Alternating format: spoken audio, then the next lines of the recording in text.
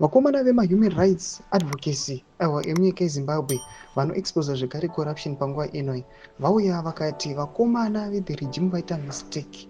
Statement ravakaissuwa yesterday rekupa geza mhosva kana mafalse claims nezvinhu zvasina kuita, vakataura vachiti iyi ndo inonzi suicide yaitwa nevakomana kana ari maadvisors vaadvisa mutungamiri wenyika vakanganisa. Sana kuna mashoko anobuda nyorwa panapa, don't subscribe, like, or turn the bell. Kutimira pahindo yeZimbabwe Advocates for Human Rights and Exposing Corruption yamuri kuona iyi yeFacebook. Vabuda vachiposta Blessed Geza nepolice statement aiwa yatakamuverenga yesterday.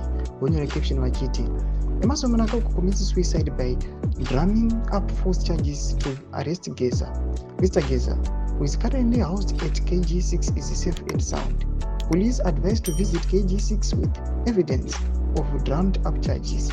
Mashoko ari kubuda nyogwa panapa, vanhu vachiti aiwa false charges ari kupiwa Geza amaona aya anobuda mupolice statement ayo ari achinzi vakomana vatoita mistake nokuda kwokuti kumupa false charges aiwa kana zvichinzi vakomita suicide zvingoreva kuti panapa vatongozviuraya, vatongozvipedza career yavo, vatongozvibvisa pama-high level post avari ngava presidents or whatsoever positions they are occupying kumusoro ikoko kana mune the ruling party of the government.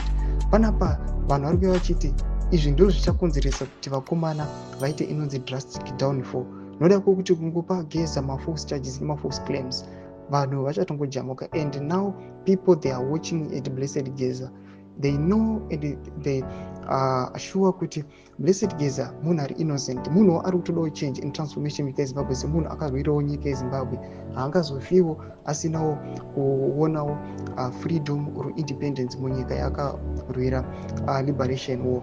Panapa tichiona achipa mafalse claims vakomana avana panapa vema-human rights nevanoexposa corruption vari kuuya vachiti vakomana vakaita mistake nekumupa mafalse charges just because they are just digging their own pit.